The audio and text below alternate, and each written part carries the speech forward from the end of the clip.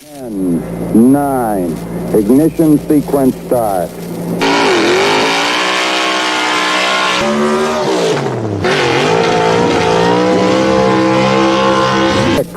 5, 4, 3, 2, 1, 0. All engine running. Liftoff. We have a liftoff.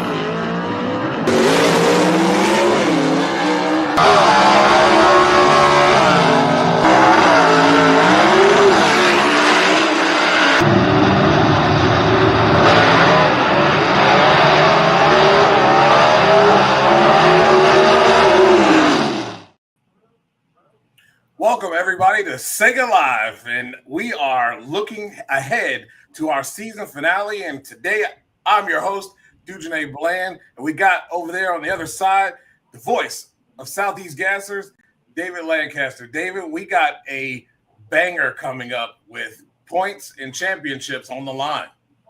Yeah, it's after Gulfport, I mean, the electricity that was there, it has really carried over here, and I'm anticipating just a wonderful finals here. We have guys that are razor thin margins in a couple of categories that's really going to decide points championships this weekend. Indeed, and we're going to have Diane Casto on, the driver of the quick draw car, and she's in a battle for fifth place. 170 is where she sits, and sixth behind Tim Hall, and it's called a dog car at 175. So she's got an opportunity to move herself up, finish the season in top 5. I would be happy with that. I'd pat myself on the back if I could finish in the top 5. But hey, if she finishes in the top 6, you're still in the top 10, and that's good too. Yeah, it's great. And, you know, they've made a commitment to be at every race, and being at every race oftentimes helps the point standings, but it also gives you seat time. It gives you experience that, you know, you just can't put a price tag on. And they've been there. Diana has getting the seat time. Dana, her husband, working tirelessly alongside her to get that Falcon going as fast as it looks good, because I'm telling you, that's one of the best paint jobs out there in the Southeast Gassers. Most definitely. We are going to go ahead and go to our first break. And when we come back out of the break, we're going to have Diane Casto on, and we're going to talk to her about the season that she's had and what she's looking forward to coming up here at Shadyside. We're going to go to our Robbins Repairables, who is our sponsor for the Shadyside finale this weekend. And when we come back from break, Diana Casto. Larice Motorsports Insurance offers drag racers the broadest insurance policies in the industry. Larice Motorsports Insurance was created by racers for racers. Larice insures race cars on and off the track, trailers and equipment. Larice even pays racers contingencies at the fling bracket races. Don't wait until it's too late. Call Larice Motorsports Insurance today. What's going on? Not a whole lot. All prepared, all ready, all set to move on out for this race, the season finale? The car is covered up. It's clean. It's ready to go right now. Dana is, well, actually, he's back in the house. It started raining. He's working on the truck right now, making sure the brakes and everything are good, which, you know, we haven't had to do much to it all season because we've been working on the car, luckily. But the truck's getting new brake pads on the front, and we should be good to go. Probably leave out early Friday morning. Awesome, man. That's when I'm leaving out, early Friday morning. I want to talk to you about where this paint job idea came from. Well, when we first got the car, we knew we wanted to go with red and black, or black and red. And originally we were looking at a black car with like a red stripe down the side where the body lines are. And of course, then Dana, he got to researching, and you know, he really liked the lace paint jobs and the lace panel paint jobs. And so when he first brought me the picture, he says, "This is what I want to do to the car," or "This is what we are going to do to the car." And I was like, you mean that's what you're going to do to the car? Because I don't see how we're going to get that done. And the trunk right there that you see, that was the first piece that we painted, was the trunk. And it's all about thinking in reverse, what you want to show up, what you want to contrast, what you want to, I guess, you know, the fine line around the outside of the trunk and the outside of the panels, that's actually the silver. That's where it starts, is as a silver panel. And then you shoot the paint through the lace, and then you put your candy on top. And then we shadowed around the edge and then pulled the tape off for the fine line. And that's basically it. Once we got started on it, it really come together really well, really quick. We did, everything is lacquer. It's all old school lacquer. We did have some problems with the black though. We actually had to repaint the black twice because it just, the first coat on it just, it wasn't cooperating. So it takes 2 brand new rolls of masking tape to mask off all those panels. Wow. Every time you mask it off. And I think I've masked them off about 3 or 4 times. That's time consuming.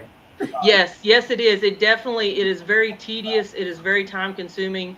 Dana doesn't have the patience for it. He hates masking. So usually I'm the one that's, we consider it like wrapping the Christmas package. I've seen his Christmas presents wrapped, and it doesn't always work real great. So I usually am the one that masks off anything we've got to paint. Makes sense. Well, I like also on that trunk lid how you pay homage to your home state of West Virginia and Shelbyville, particularly. And you know, a lot of people in it Shelbyville. Is that right? Sandyville. Well, Sandyville. I'm getting closer, Diana. I mean, you know, well, actually, at first, you know, you were Dana forever until. Oh, and we were Castro forever too. So, you know, I guess, you know, you're getting there. But how long does it? I mean, on an average, you know, from where you are geographically, there does it take to get to a Shadyside for you guys? What's the pull time for you guys? GPS says that we could be at Shadyside in I think it's like 5 hours and 45 minutes on a good day with no traffic. Normally us with pulling the enclosed trailer, we don't run as fast as what some of our other racers do. So, you know, it's usually about 7 hours to get to Shadyside. And with that being said, the commitment you guys made to be at Gulfport was a monumental one. You know, getting to Gulfport was 19 hours on the way down. Coming back, we didn't even count coming back because we had to get back. Luckily we didn't have school that Monday, so it wasn't a real big thing for me to be there, but I still had to take a day off because it was considered continuing education for the bus drivers. So, you know, it was not, students were not there, but I had to be there. But Tuesday morning, I was right back on the bus. Yeah, that's commitment on both levels. And it was a great turnout there. I tell you, you know, you've really hung in there this season. You're sitting right at 6th right now, coming into Shadyside. Have the ability to knock old Tim right out of that 5th spot. How are you feeling about this weekend and where your car is at coming into Shadyside? Really, we're feeling really good. I really can't thank our engine guy, Hemi Adkins. I really cannot thank him enough. He, as soon as we got home, we got the engine out, we got it back to him. He tore it down, and he gave Dana explicit instructions. He says, all I need right now is no interruptions. So he tore everything down, found what the problems was with the metal in the oil filter that knocked us out of Saturday's race.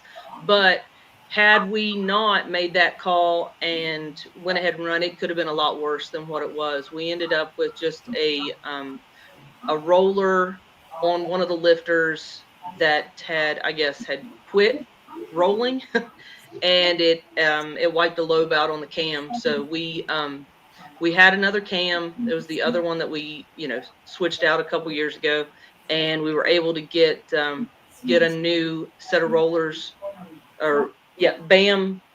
Yeah, we got BAM roller lifters. So he sent us a set, and Hemi got it right in, and with all in all, the turnaround was right at a week. It's not bad.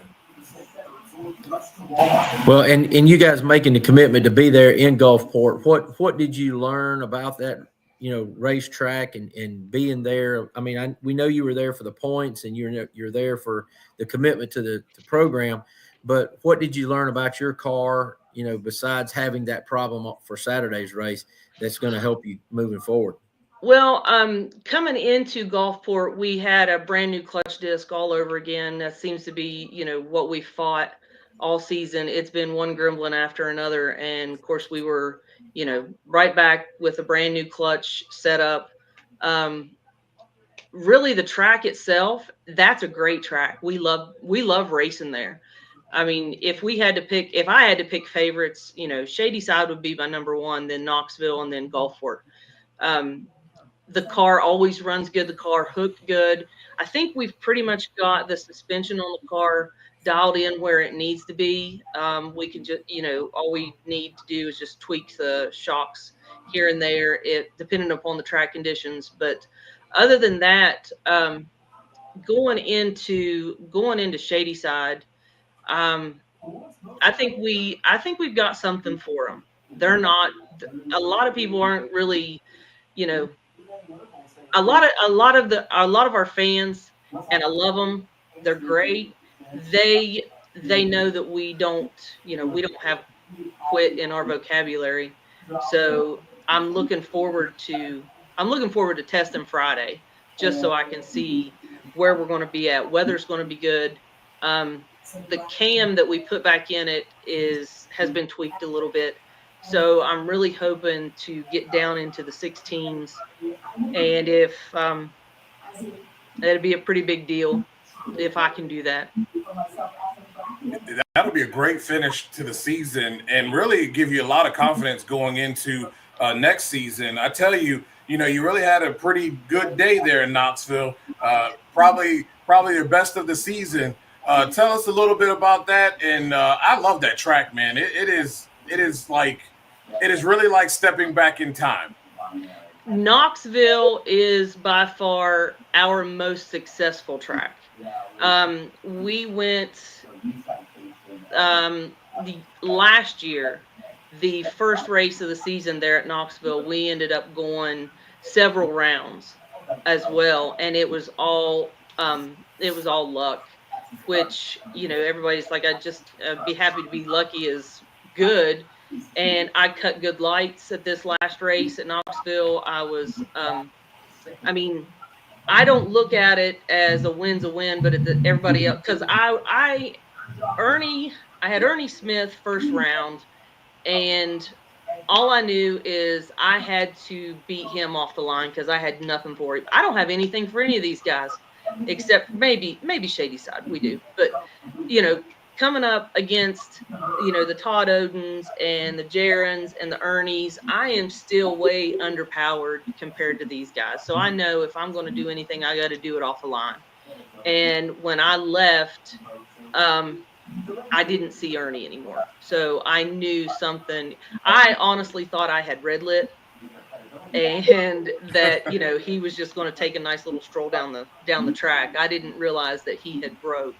And of course, then once I got to the other end, then I realized that my starter had disengaged and left the chat for right now. So we, fighting the gremlins, we fought with Bellhausen bolts backing out, and then we had somehow we had lost the locator dowel in the bell housing. So we were fighting that whole race, and to go on and run Rick Taylor and just, beat him on a whole shot, because I knew the car has not run the ETs that we would hope that it would all season.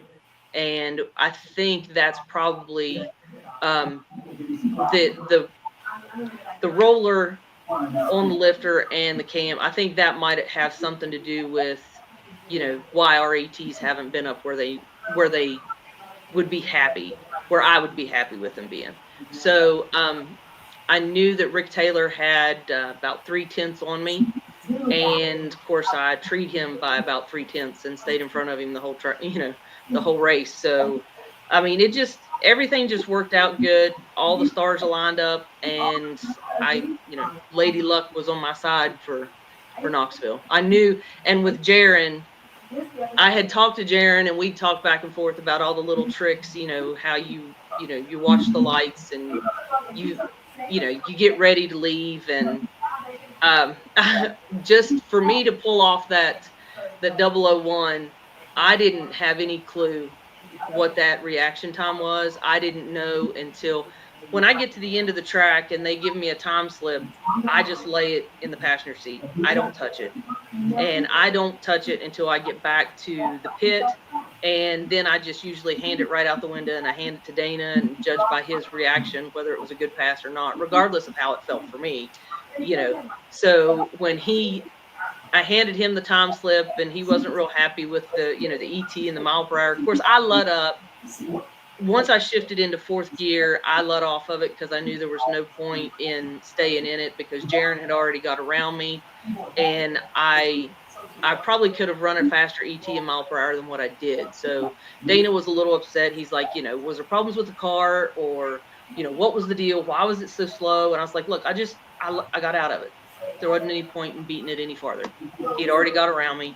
And so it was a really delayed reaction. And then he started hooping and hollering. He's like, do you know what your reaction time was? And I was like, I have no clue. I know I beat him off the line, but I have no clue what it was. And he's like, you cut a 001. And then, wow. Then it was just crazy. Then it was just chaos. Everybody was hooping and hollering. That's awesome. Well, that is one thing that I've noted from the tower, that you have improved dramatically, and that seat time is that making every race. That's about the only way you can do it, unless you got a porta tree or something like that. But you have done it right there, dropping that clutch. I think, now this is just my opinion, driver's opinion. I think the problems we have had with the clutch discs all season has affected my reaction times. Because at Jackson, just as soon as Jackson was our first brand new disc since the beginning of the season. And at Jackson, my reaction times were, all three of them were 0 something. I think it was like an 04, an 06, and an 02 with a brand new clutch disc and a tight clutch. So I think that had a lot to do with it. And of course, then whenever we went to Gulfport, and my first pass at Gulfport, I went red, but then the second pass at Gulfport, it was an 08. So, last year the guys were all, there's like my reaction times, I was beating everybody off the line. So we were hoping that things would continue this season, but then, like I said, we've fought clutch disc after clutch disc and clutch problems. And so hopefully we've got everything ironed out, but basically everything's brand new for the last race, just to take it all out again and redo it. That's good stuff. I was thinking here, when you look ahead to this race with the conditions that we're going to be facing here at the racetrack, you may not have the power that everybody else is making, but a whole lot of horsepower. It creates a little bit of a problem when the conditions are extremely well.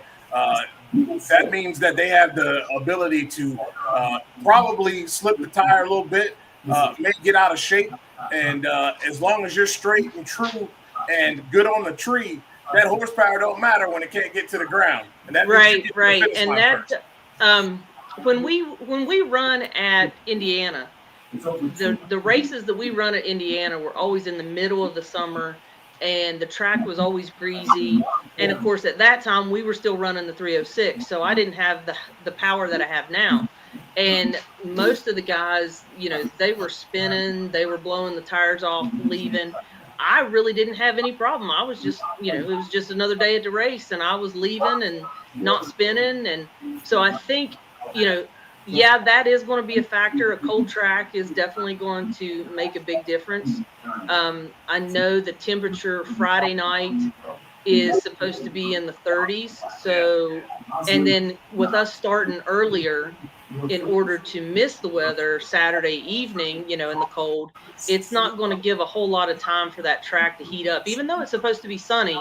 So, I mean, I think we have the suspension set up pretty well to handle it. We're just going to look at longer burnouts and heating the tires up more. That'll be a good point. Get your Mickey Thompsons good and hot right there for maximum traction. And they tend to be real good traction there at Shadyside, as you noted before, because the Buffs, they do a great job in track prep. But, yeah, it has been very rainy here this week, and the temperatures are highs in the 45, 46 degree range. So supposed to be no rain, supposed to clear out of here on Thursday afternoon. And, the track could be dried up, but it's still going to be damp and wet.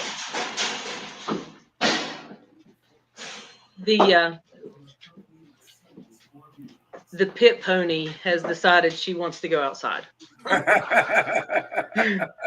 She's actually going to be with us. So that's awesome. So Tony Hall he'll be super stoked.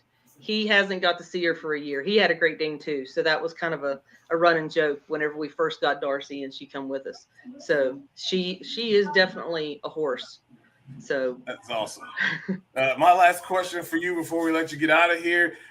This weekend, it's going to be a little bit of a test and tune, and some trunk or treat is going to be going on. You got any wacky costumes that you're going to be bringing out for this thing? We do, but it is major top secret. Dana, he come up with this on the way back from Gulfport, and he's like, you absolutely cannot tell anybody. So that's part of the reasons why we're going to try to be there a little earlier on Friday, because he said, above all, I don't care if we even test Friday. Friday is dress up day. We are going to dress up, and this is Halloween. Halloween is our favorite holiday. I mean, we've put together some pretty cool costumes over the last 12, 13 years. But this one's going to take the cake.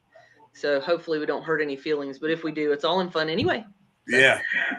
I really don't care about people's feelings. I'm going to let you know that right now. That's just who I am. I don't care about people's feelings. I want people to lean into this thing. I'm so happy that you guys are going to lean into this. And it's going to be a fun afternoon over there Friday if everybody participates. So you guys heard it. It's G14 classified. So you're going to have to be there. So you know what you got to do. All right? Right. So make sure you're there. Great. And one other thing with the just the significance of me making a 6:19 pass. If I can pull that off, then I will be the fastest female driver in SEGA history. Cynthia run a 6:20. That was the fastest that she had run. Okay. And if I manage to pull it off, which I might not pull it off this year, I'm hoping, but I definitely will be going for it next year. It's in her memory because had I never seen that little blonde shift the gears in her car like she did, I don't know that I'd be where I'm at right now. I mean, I thought I could do it. Dana wanted me to drive, but I'm driving against Tim Hall and Todd Oden and, Ernie Smith and all these guys that have all this extensive race history and experience. And I'm coming in here a farm girl that I can power shift a tractor. But that was the extent of my experience. And when I seen Cynthia pulling the wheels and banging the gears and giving those guys what for, I was like, yeah, I can do this. I can definitely do this. Well, we are looking forward to seeing you and your car and the costumes out there at Shadyside. You guys have safe travels, and I'm looking forward to seeing you guys really soon. Awesome. Thanks for coming on the show. Thank you very much. Thanks for having me. Man, I'm really looking forward to what we see here with Shadyside and what we got going on. And when we come out, we're going to take a break and go right to the Sticky Mickeys. That's my favorite tire. It should be your favorite tire, too, as they are one of our proud sponsors here at SEGA. And after we come back, we'll start getting into the points and talking about Shadyside.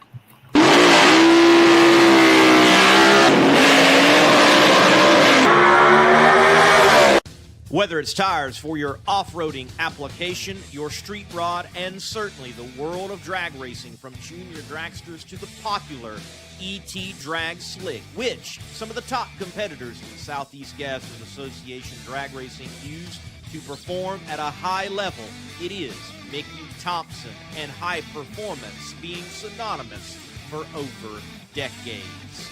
Those Mickeys are sticky. Get stuck with high performance with Mickey Thompson.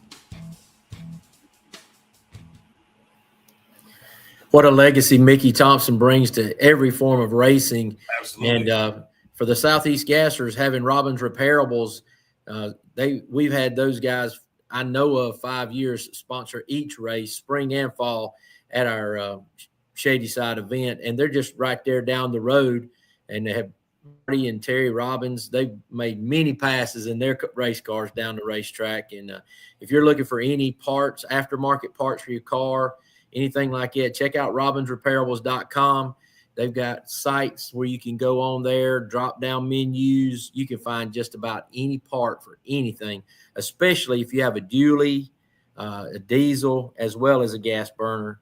They've got, and even some hybrids. I mean, I know a guy who just bought a hybrid from them not long ago. So nice.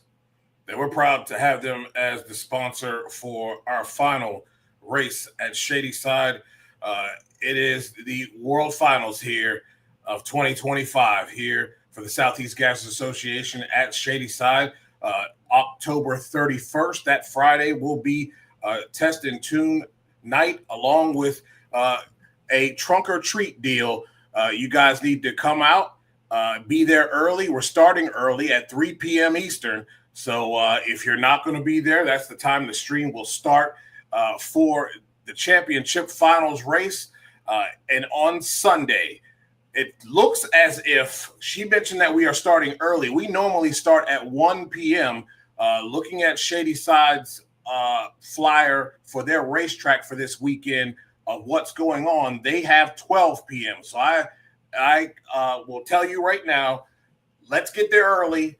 If we start at 1, then so be it. But it seems like we probably will be starting at 12 p.m. due to the fact that we will have 30-degree weather not only Friday night, but also Saturday. So they're trying to get this thing in and out before the track gets too cold and we get a little dangerous out there because we don't have enough heat in the track. So make sure you guys show up and show out. Bring your kids Friday night. It's going to be a great, great event, a way to go out with a bang. And I tell you, David, this is going to be a heck of a weekend for some of these categories. I'm going to go ahead and start right there in AFX. And we look at the points there in AFX. We've got Todd Wimberly leading the way at 230. We have Rob Wendland there in the Dixie Twister at 185. Obviously, it's a big gap here to try to make up these points to try to get this championship. But there are battles here from 2 to 5 that we're going to see some shuffling going on if things get a little, crazy and don't go exactly as planned. You're right. And I don't think I saw Jeffrey Ferguson's name on the entry list. I know he destroyed a motor. I don't know if they have a backup or not, but if he's not there, that'll throw a wrench in his plans, and that'll cause a lot of shuffling. But I'll go ahead and tell you, I mean, I don't see Todd Wimberly being beaten in this points championship by Rob Walden. Walden's just too far behind right now. Yeah. He's fighting to hold the second place mantle, which, hey, at the end of the day, if you're in the top 5, that's a pretty good feat given this class and how competitive it is. Looking forward to seeing those guys there and lighting it up for one final time for 2025. We'll move on to super stock. We'll look at those points. And,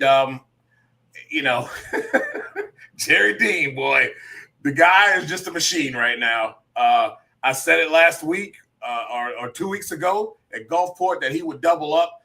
He's just too good right now. And, this thing is in the bag, deeply in the bag. Everybody else is fighting for second. Yeah, no doubt about that. And it looks like Bryant Dalton is going to, unless something crazy happens and he goes out first round, looks like he'll secure that number 2 spot. But the one that really, the 3 that really stand out to me is the Alan Lovelady in 4th and Don Wilmot. They're 5 points apart. That's 1 round of racing. And then you throw Tony Nowosadzki in there. He's also from Alabama. Yeah. He's a few points back of that. He's 10 points back of Wilmot. So depending on how they, shuffle out in the bracket, Nowosadzki can get in that top 5, maybe even knock Lovelady out. I mean, that 4, 5, 6 battle is one to really watch here in Superstock. Yeah, Randy, you're right. My bad. Noon.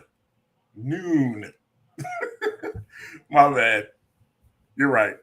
I'm looking forward to seeing how this all plays out. And, let's not forget that, won't leave out all the other competitors. Anything can happen here with these conditions being so crisp.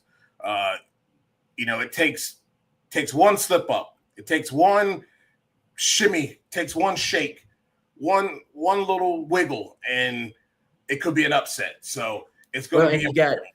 You see Cody Royals, I think he's on the entry list as well, and he has came on like gangbusters here, and a very formidable driver in the Breeze car that his dad campaigned for so many years. Johnny Royals, Johnny kind of stepping aside and giving Cody a shot, and he's taking it and running with it. So if Lovelady's got one of them or Wilmot's got a Cody Royals, I mean, that's the drama that sits right here. I mean, these guys have raced all year, and being, like you said, in that top 5 is a huge achievement. Yeah. Top 10's good, but top 5, it's, you're in upper echelon. Yes. And those 3 guys are fighting for that. And you throw a Cody Royals in there, he could play the spoiler for one of those guys. Indeed. I really think that is going to be the name of the game this weekend, is that I think you will see some spoilers. There's going to be a lot of people shooting and swinging for the fences here, and rightfully so. The conditions definitely, dictate that. But like I always say, there's a real thin line between love and hate. And I'm going to tell you, with all that horsepower, it is a very thin line from hooking and shooking. So I'm really thinking that there's a possibility of having some upsets here this weekend. And as we look at H-Gas in their points, this thing is tight, man. This thing is really, really tight from 1, I'd say, down to at least about 3rd. And maybe not 3rd, maybe not 4th, but at least 1 through 3. We got a problem here. There could be a huge shakeup, and if there is an upset, we're going to have someone leapfrog the other for a championship here this weekend. Yeah, you got Robert Frazier and Larry Noel both with 2 wins right there. Frazier making it known that he won't be racing with us. So Larry Noel has a chance to further extend that lead. But, you got a guy like Todd Hines, and if he puts something together at 95 points, he might be able to catch him, but I just don't know. It looks like Larry Noel might be your H-Gas champ this year. Yeah, it's going to take qualifying well, and it's really going to be one of those things that either he can hope that he draws him first round, or he hopes that he draws like a Cody Welch. And he's got 2 wins this year as well, and hopefully he can draw him or something and maybe knock him out of there first round to have a complete shot to try to run the table and give himself at least the snowball's chance to get a win and take over the championship. It's going to be interesting. I'm really something very interesting in H gas. I saw where Colby Welch has listed that Anglia for sale. Wow. The record-setting Anglia is for sale. So if you're looking to go to the top in a big way in H gas, there's you a big buy right there. Exactly. Yeah. Very good car. Again, a 2-race winner car here. If you're looking to get in, that's the way to go. You can get in and compete real quick. For sure. Looking at SEGA points here, this is going to be fun for 2, 3, and 4 here. I think Jared Purdue pretty much has this thing wrapped up at 280. It's going to be a tough Hail Mary for Ernie Smith to get. Again, Jared's got to go out first round, I think, for him to have a shot. He's probably have to run the table here. Yeah, Jared Purdue is going to be your 2025 champ. Just only thing is, how many wins does he have? You know, does he get his 5th win of the year, or does he stay at 4? Right. Ernie Smith still trying to punch his ticket for his 2nd ever win, but I dare say this has been Ernie Smith's most consistent year that he's ever had racing with the Southeast Gassers. Yeah. Got a slim 20-point lead over Todd Oden, so he's got to go at least one round and get his show-up points. But the interesting fact here in SEGA is there's going to be 5 rounds of competition because we've got over 16 cars in competition in SEGA. Then you throw a Tim Hall in there, and as we spoke to earlier, a Diane Casto, if her combination clicks, and you know she's already talked about how she's been improving her times, but the man's sitting in the number 11 spot, that Tony Tajan horse with the wasted wages at 63 Chevy 2. I have seen the performance of that car really pick up, and especially down at Gulfport, he's really starting to find his groove with that car. I think he's getting a little tuning help maybe from Quayne Stott. That car's coming around.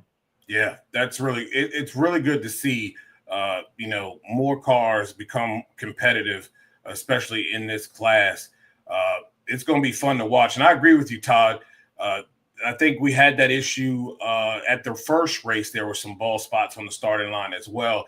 And so hopefully they can get the surface cleaned up and give a good, nice, smooth surface with no ball spots. Because we do have some ball spots. I think that's going to be also given the track conditions and given the weather, could create another problem especially for those who are making big time horsepower. Moving on to B-Gas, man, here we go. We got at least three in the play, 2 for sure with that Rocky Top Missile and the Renegade. What do you think is going, and how do you feel about this here, David, in this class, and what can transpire here this weekend? This is a 2-horse race. McKee and Rainwater, our previous 2 world champions, besides Daniel Haynes. Daniel Haynes won it last year, but 2 out of the last 3 years, these guys won world championships in B-Gas. Rainwater, for him, it's simply qualify, go rounds. Yeah. If he wins the race, he wins the race. But he's got to go. He's got to match McKee to keep that 15-point advantage. I really feel like it's Rainwater's to lose, but McKee is going to give him all he wants. And you got to think what would have happened had McKee not had that trouble in Saturday's race down at Gulfport. But he did. I mean, he didn't even go a single round at Gulfport in Saturday's race. Michael Oden, I think he's out of the picture. I mean, I don't see him making up 60 markers and Ken Rainwater not making at least one round of competition. Exactly. So I think it's a 2-horse race.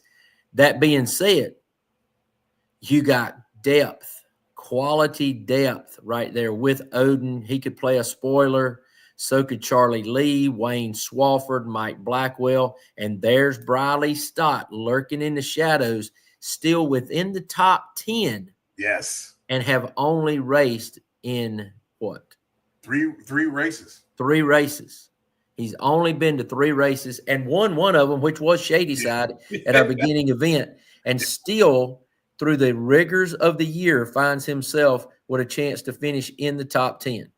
And I believe he is going to be there this weekend, correct? Yes, he will be in attendance this weekend as far as I know. My man. I can't wait to see him. And I was just thinking about that. He's going to be a problem. Definitely. He's going to be a problem. So, definitely, he's got a high horsepower Fulton motor. He's got that Rambler.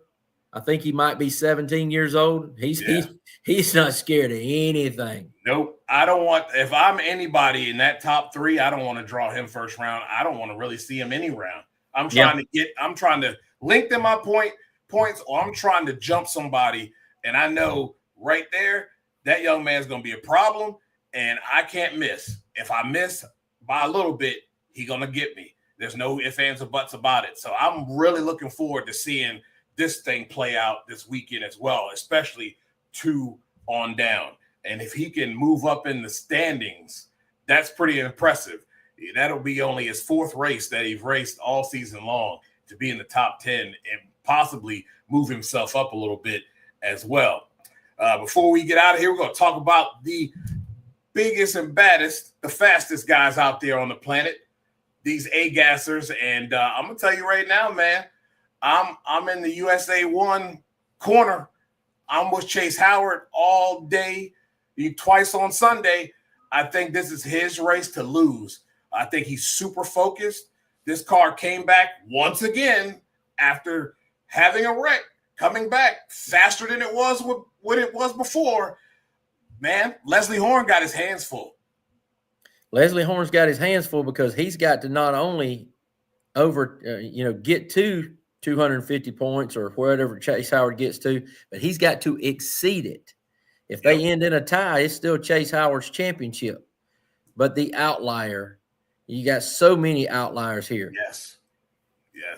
And I'm friends and related to all these guys, basically.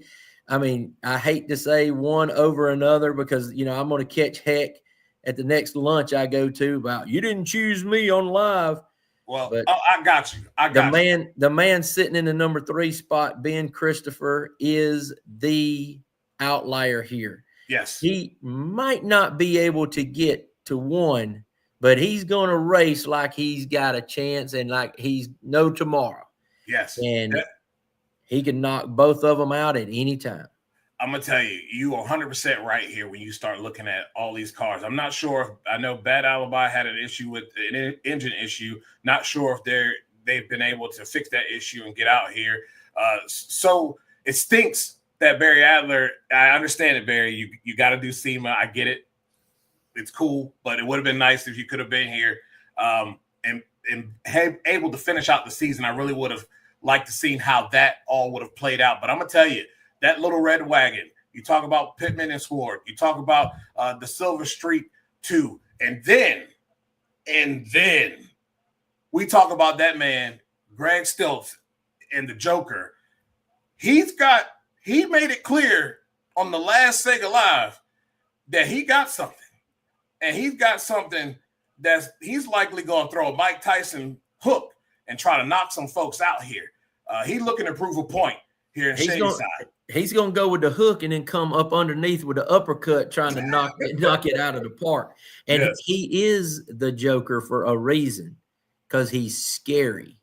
Yes. Because now that he's got his in-house engine program, we saw him put a video up this week with that motor on the dyno. Don't remember what the numbers were. I don't think he showed the numbers. I just know that he had his motor on his dyno. And he's got some momentum. Mm-hmm. He's broke the ice, so to say, by getting his first win down on Friday night at Gulfport. Yeah. He's going to be swinging for the fences. He's got nothing to lose. He's solidly in the top 5. Yeah. and I think this class, no disrespect to the other classes, this class has the most suspense and drama that I think we're going to see all weekend long. There's so many good players from top to bottom. And again, as much as I like, and much as I am riding USA 1, he's got it's a tough, anybody he draws, there can be no mistakes here. In any matchup, in any matchup in the whole bracket. Yes, at all. There can be no slip-ups because every one of these cars runs hard, and they are winners. They are event winners, and they have that possibility, have that, that horsepower, and those guys are putting in that work. This class is going to be real fun to watch this weekend, and I think this is the drama-filled class, and I think if you're going to have tight buttholes puckered here, this is the class where it's going to be tight all weekend long and all race day long because this is a knockout drag out that we're about ready to see. It really is. And that's why, fans, you need to be there early. Yes. The lines to get into this place are going to be long. Ridiculous. If you wait, you need to get there early. As soon as the gates open, you need to be sitting there. Yeah. And don't be scared. If you've got a golf cart, they're going to park you at the back. They've already said that because you have a means to get down to the track. Of course, there'll be handicap parking. Shadyside is a difficult place to walk. It is. So a lot of people bring golf carts. They're going to park you at the back, but we're going to see, I think easily we're going to see 2,000 fans through the gates. Yeah, I think. And I'm not talking about racers or anything like that. I'm talking about fans. Yeah. It traditionally is one of our biggest draws of the year, but folks, get there early. Come on Friday night. Bring the kids. Let them dress up. It's going to be a good time. And make sure you notate the time change for Saturday. We are going to start qualifying at high noon. Qualifying will start at high noon. Make sure you get your schedules in order. If you know of anyone that is not watching the live, make sure you reach out and let them know that on Sunday or Saturday, we will be going live and going hot track at noon. On Friday, it is 3 p.m. for a hot track test and tune. And also make sure you bring out the kids. It's going to be a heck of a time. You don't want to miss these costumes and what these racers have in store for you here for the Halloween Friday. And I expect our bugs to be over the top. They always one up every weekend. I expect this one to be also a grand finale for our bugs as well. They will be dressed to the kill, and I'm looking forward to seeing all of it. So make sure you guys, 3 p.m., for those of you who can't make it, the live stream will go live at 3 p.m., but those of you who will be there, get there before 3 p.m. I think there will also be a line at 3. I'm leaving early enough here so I don't have to encounter that as we come in. So we can get things going. And I'm looking forward to Shadyside. Thanks to everybody this season who has taken the opportunity to come out to race this season and made the sacrifices. It's greatly appreciated. I want to thank Steve and his wife for what they do for SEGA and what you do for us and providing the gear. So make sure you guys stop by the trailer. There's some great posters that will be just like this one here that he will have on deck. So make sure you guys stop and get those. Man, I'm really proud of my team here. Lee leading the way, David on the mic. We talk about Chris. We got Adam shooting, getting us great shots. Really, really happy with the guys I work with here and being able to do this for a great organization in SEGA. I'm very appreciative of where I am and who I'm doing this for. And, man, I'm ready to go out here and for us to go out with a grand finale as well. Well, Dujane, we want to welcome you in your first year. I can, the excitement that's in your voice is absolutely palpable. I mean, you can feel it. And, that G-Force transmission hat you got on right there, powering all these high-performance cars. I mean, G-Force transmissions, Roby Myrick and his crew out there couldn't do what we do without them. You'll probably see Roby this weekend out there, and he'll no less probably go through 10 to 15 transmissions, after Friday night. So just a wonderful organization to be involved with, and our wonderful sponsors of Robbins Repairables putting on the event for us, as well as G-Force Transmissions, Mickey Thompson Tires, Summit Racing Equipment, Harbin's Mechanical. These guys just go on and on and on. But you've been a great asset to us this year, Dugenais. Look forward to your continued growth and being with us in years to come. This has been a blast. I am very thankful. And I enjoy all the personalities, all the cars. It's probably some of the funnest stuff I do. I'm an NFL media member, so this is some of the funnest stuff I do. I look forward to this, and I can't even focus this week. I'm so excited to get up here and get this race going. Remember, guys, we're gonna make sure you get this Friday, 3 p.m. Make sure you're there, ready to go, and costumed up. On Saturday, we go live at noon. We're trying to beat the weather, as it's going to be crispy fall weather, which I'm excited about. And we want to get this thing in and keep it safe for our racers as well. And so we don't get that cold track. It looks like we have about 96 cars showing up. Should be one heck of a show, man. So make sure you guys get there. I thank you all for watching SEGA Live, and I'll see you, or we will see you, Friday, October 31st. With that, we're out of here.